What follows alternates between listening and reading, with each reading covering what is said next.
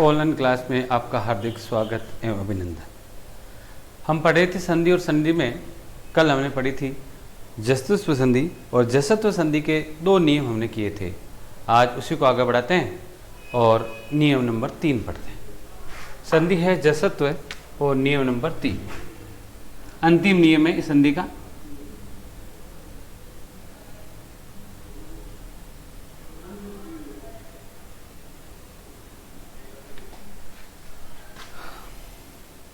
प्रथम पद का अंतिम वर्ण किसी भी वर्ग का चौथा वर्ण होगा और द्वितीय पद का प्रथम वर्ण भी किसी भी वर्ग का चौथा वर्ण होगा। दोनों तरफ चौथे चौथे वर्ण होंगे। तो संधि युक्त करते समय जो प्रथम पद का अंतिम वर्ण है इसको अपने ही वर्ग के किसमें तीसरे वर्ण में बदल देंगे।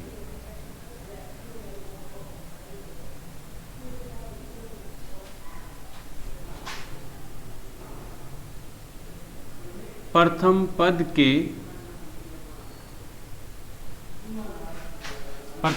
के अंतिम वर्ण को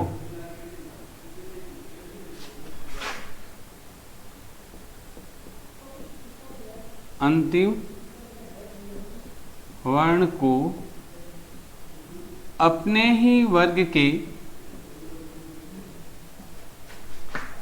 जिस वर्ग का वो है उसी वर्ग अपने ही वर्ग के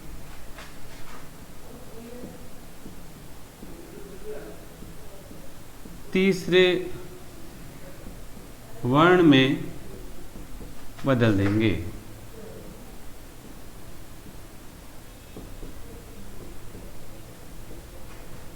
और संधि विच्छेद करते समय क्या करेंगे?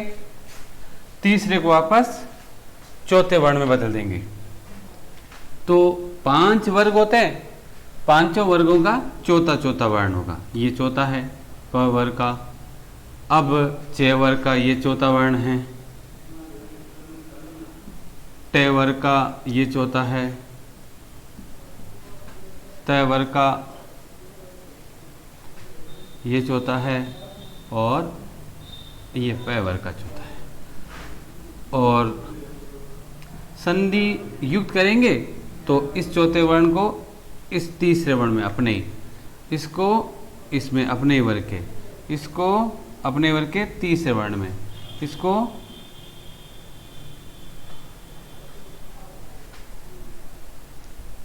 अपने वर्ग के तीसरे में और इसको अपने वर्ग के तीसरे, ये प वर्ग का तीसरा।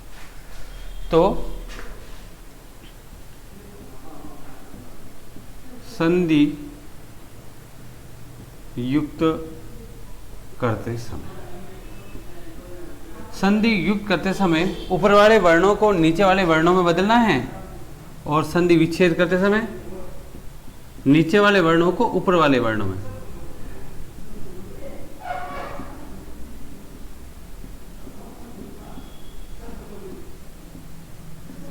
ठीक है, अब कुछ उदाहरण देखो देखें।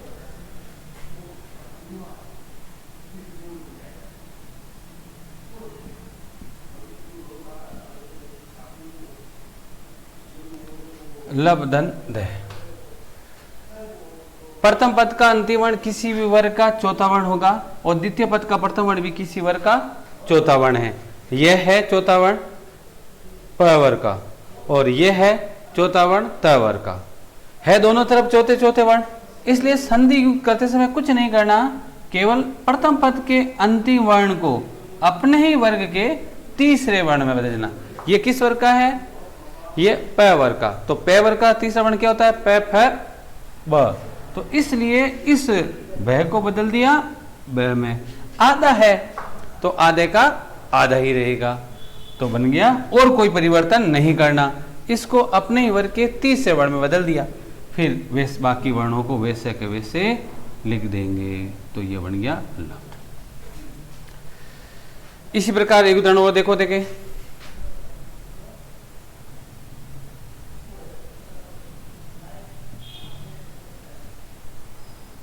दुग धन धम। प्रथम पद का अंतिम वर्ण किसी वर्ग का चौथा वर्ण है क वर्ग का और द्वितीय पद का प्रथम वर्ण भी किसी वर्ग का है, क्या है? चौथा वर्ण है प वर्ग का। है, इसका मतलब ये उदाहरण सही है। तो संधि युक्त करते समय क्या करना, प्रथम पद के अंतिम वर्ण को, प्रथम पद का अंतिम वर्ण कौन सा है, ये, इसको अपने ही वर्ग के, ये जिस वर्ग का है अपने ही वर्ग के तीसरे वर्ण में बदल दो। तो क वर्ग का तीसरा क्या होता, घ, आधा है इसलिए ये आधा ही रहेगा। तो पूरा लिख के हलन लगाओ या ऐसे लिख दो, बाकी कोई परिवर्तन नहीं करेंगे। तो इस प्रकार ये हो गया दुग्धम। आया कि नहीं आया समझ में। संधि युक्त करते समय प्रथम पद के अंतिम वर्ण को अपने ही वर्ग के तीसरे वर्ण में बदलना है। इस संधि का नियम है, प्रथम पद का अंतिम वर्ण किसी वर्ग का चौथा वर्ण होगा और द्वितीय पद का प्रथम वर्ण भी किसी भी वर्ग का चौथा वर्ण होगा। दोनों एक समान एक जैसे होने जरूरत नहीं है, होंगे दोनों तरफ चौथे चौथे। तो संधि युक्त करते समय प्रथम पद का जो अंतिम वर्ण है वो अपने वर्ग के तीसरे वर्ण में बदला जाएगा। ये तो था संधि युक्त। अब करेंगे संधि विच्छेद। तो संधि विच्छेद करते समय क्या करना, इसके विपरीत चलना। विपरीत चलना का मतलब है तीसरे वर्ण को वापस किसे बदलना, चौथे वर्ण में बदलना। इसका आप स्क्रीनशॉट ले लीजिए ताकि आपको अभ्यास पुस्तिका में लिखने में सुविधा रहेगी। अब हम करेंगे संधि विच्छेद।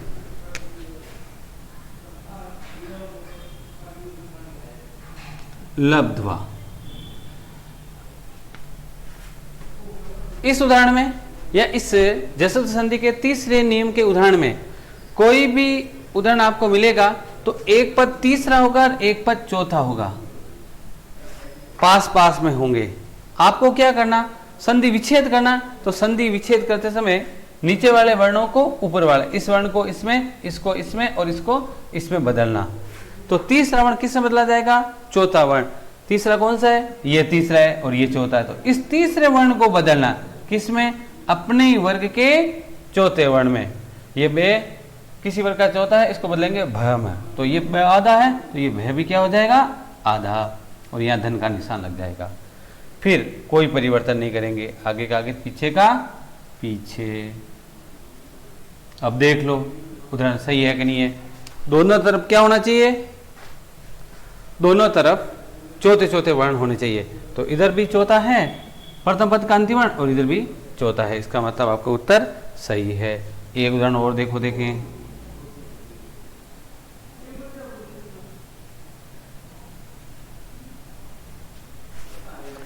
वही बात, संधि युक्त पद है तो एक तीसरा और एक चौथा मिलेगा, है ये तीसरा और ये चौथा है। अब संधि युक्त करते समय क्या करना, संधि विच्छेद करते समय क्या करना, तीसरे वर्ण को अपने वर्ग के किससे बदलना, चौथे वर्ण में बना। तो दे का क्या हो जाएगा, ध हो जाएगा। आधा है इसलिए आधा ही रहेगा, ये आधा हलन लगा है इसलिए आधा रह गया। बस इसको बदल दिया अपने वर्ग के चौथे वर्णों में, और कोई परिवर्तन नहीं होगा। तो आगे का आगे और पीछे का पीछे, ये हो गया। अब देख लो ये दोनों तरफ चौथे चौथे है कि नहीं है, इसका मतलब आपका उत्तर सही है। सामान्यतः आपको ये शब्द ऐसा नहीं मिलेगा। एक ऐसा और उदाहरण देता हूं, जैसे शब्द है शुद्ध। आजकल ये प्रचलित शब्द ये है, परंतु आप जानते हो ऐसे शब्द जो मिश्रित हो, दो वर्ण एक साथ लिखे होते हैं, पहले उनको शुद्ध लिखना पड़ता है। इसलिए ये जो दिखता है आधा ध दिखता है और द पूरा दिखता है। वास्तव में क्या है, वास्तव में जो आधा दिखता है वो पूरा होता है, जो पूरा दिखता है वो आधा होता है। इसलिए पहले आप इसको ठीक लिखोगे, ठीक लिखेंगे तो आधा वर्ण द है, इसको पहले लिखेंगे, और पूरा क्या है ध, इसको ये लिख दिया। अब यहाँ संधि का कार्य होगा। अब तीसरे को किसे बदल दोगे, चौथे में। तो दे का क्या हो गया, ये ध, और आगे क्या है ये ध, और ये आगे का आगे, बस शुद्ध प्लस ध। तो ये हो गया प्रथम पद का अंतिम वर्ण किसी वर्ग का चौथा और द्वितीय पद का प्रथम वर्ण भी किसी वर्ग का चौथा। इसका मतलब आपका उत्तर सही है। तो ये तो थी जसत्व संधि और नियम नंबर था 3। इसी के साथ ये जसत्व संधि पूरी हुई, जो हल संधि का पहला भाग था। हमारे पाठ्यक्रम में हल संधि के 3 भाग हैं। तो अब हम आगे वाली अनुस्वार संधि पढ़ेंगे। इसको स्क्रीनशॉट ले लीजिए।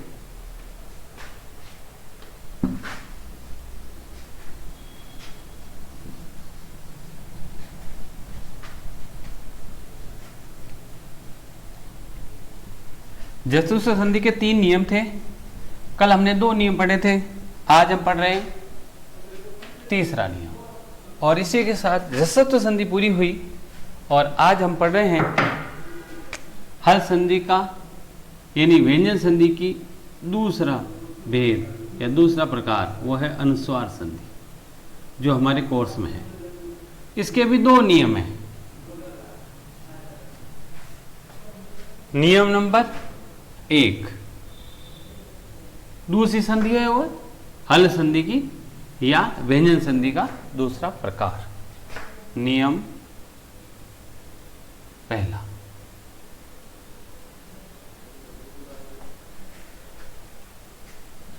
प्रथम पद का अंतिम वर्ण आधा में होगा, फिक्स है, केवल एक ही होगा। और द्वितीय पद का प्रथम वर्ण क्या होगा? कोई भी व्यंजन होगा, कोई भी व्यंजन। व्यंजन आप जानते हो, व्यंजन। द्वितीय पद का प्रथम वर्ण कोई भी व्यंजन होगा तो संधि युक्त करते समय क्या करेंगे? संधि युक्त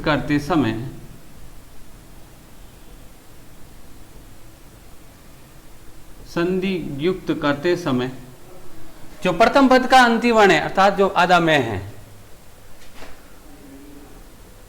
प्रथम पद के अंतिम वर्ण, क्योंकि ज्यादातर परिवर्तन किस में होता है? अंतिम वर्ण में। प्रथम पद के अंतिम वर्ण, प्रथम पद का अंतिम वर्ण फिक्स है, क्या होगा? आधा में ही होगा। प्रथम पद के अंतिम वर्ण को अनुस्वार में बदलकर, इसलिए इसका नाम अनुस्वार संधि पड़ा है। अनुस्वार का मतलब क्या होता है? ये अनुस्वार का निशान होता है, बिंदी जिसे हम बोलते हैं। अनुस्वार में बदलकर, किसको? आधे में को। अनुस्वार में बदलकर में जो होगा, बदलकर में से पहले वाले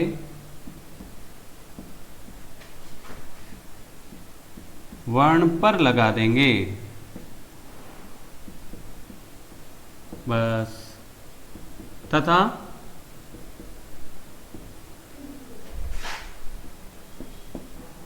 दोनों पदों को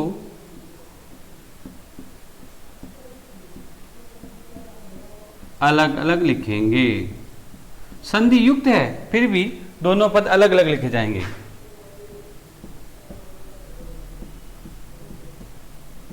इस बात का ध्यान रखना है। अब उदाहरण देखो, देखें, बहुत सरल संधि है, कुछ नहीं करना। हरिम धन वंदे, देखो प्रथम पद का अंतिम वर्ण क्या होगा? निश्चित है, आधा में होगा। और द्वितीय पद का प्रथम वर्ण क्या होगा? कोई भी व्यंजन। तो संधि युक्त करते समय क्या करना? संधि युक्त करते समय इस प्रथम पद के अंतिम वर्ण को, अंतिम वर्ण ये फिक्स है आधा में, इसको अनुस्वार में बदलकर, किसको? आधा में को अनुस्वार में बदलकर, इसको बदल दिया अनुस्वार में, तो मैं हट गया, इसकी जगह अनुस्वार हो गया। अब इस अनुस्वार का क्या करेंगे? इस अनुस्वार को, मैं को अनुस्वार में बदलकर इस में से पहले वाले वर्ण पर, पहले वाला वर्ण जो भी होगा उसके ऊपर लगा देंगे और दोनों पदों को अलग अलग लिखेंगे। तो देखो, ये हो गया हरि, इस में को अनुस्वार में बदला और इससे पहला वर्ण री है, इसके ऊपर लगा दिया और दोनों पदों को अलग अलग लिखेंगे। ये संधि युक्त होते पर भी अलग अलग लिखा जाएगा। हरि मंदे, और कोई परिवर्तन नहीं करना। दूसरे पद के प्रथम वर्ण में कुछ भी परिवर्तन नहीं होगा। अगला उदाहरण देखो, ग्रामम धन गतः, कुछ नहीं करना। प्रथम पद का अंतिम वर्ण आधा में होगा, इसको किस में बदलना? अनुस्वार में बदलना। बदल दिया, इस में को बदल दिया, इसके मतलब ये हट गया। और फिर अनुस्वार का क्या करना? इस में से पहला वर्ण ये है, इसके ऊपर लगा दो बस, और वैसे के वैसे उतार दो। तो ये हो गया ग्रामम और ये हो गया गत है। दोनों पदों को अलग अलग लिखेंगे। ये संधि युक्त पद है फिर भी अलग अलग लिखा जा रहा है। एक उदाहरण और देखो, देखें।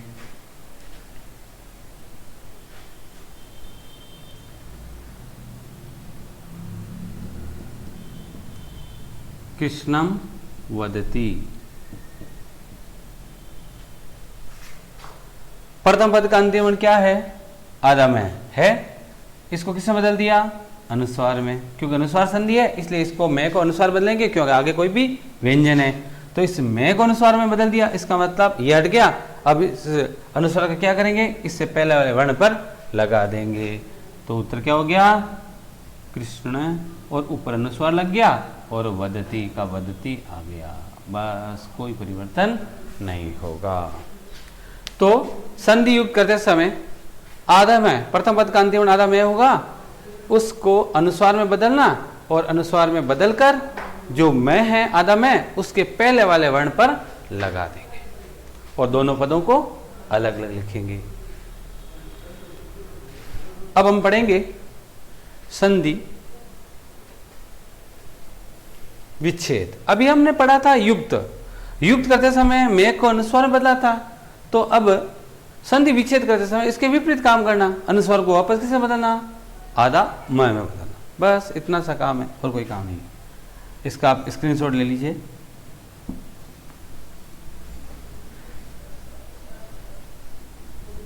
अब संधि युक्त का संधि विच्छेद।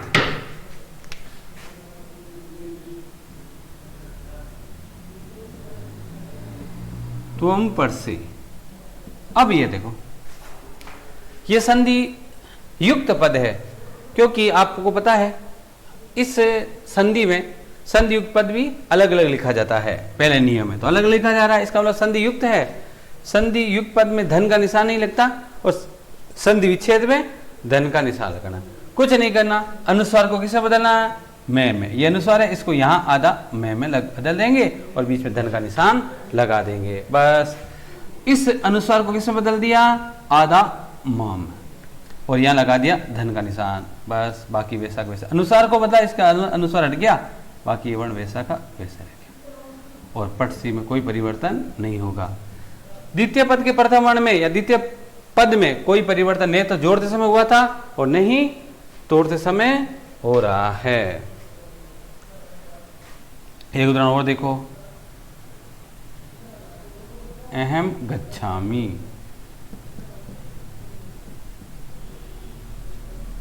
वही बात, संधि युक्त पद है। इस नियम के अनुसार संधि युक्त पद में क्या मिलेगा? प्रथम पद के अंत में आपको अनुस्वार मिलेगा, और अनुस्वार में किसमें बदलना है? अनुस्वार को आधा में बदलना। बस, और कुछ नहीं करना, और धन का निशान लगा देना। इसको बदल दिया में, इसलिए ये हट गया, और इसके आगे वाला आगे लिख दो, पीछे वाला पीछे लिख दियो, तो बन गया अहम धन गच्छति, गच्छामि, अहम गच्छामि। एक उदाहरण और देख लो, देखें अंतिम। वयम हसामः, वयम हसामः। अब वही संधि युक्त है, विच्छेद करना है, तो विच्छेद करते समय इस अनुस्वार को किससे बदलना है? आधा म में बदल दिया, आधा में, और कोई परिवर्तन नहीं होगा। आगे का आगे, पीछे का पीछे, तो बन गया वयम, और ये हो गया हसामः। तो इस प्रकार ये थी अनुस्वार संधि और अनुस्वार संधि का नियम नंबर 1। अनुस्वार संधि में कुल 2 नियम हैं। आज के वीडियो में बस इतना ही। जो दूसरा नियम है वो हम अगली कक्षा में पढ़ेंगे। धन्यवाद।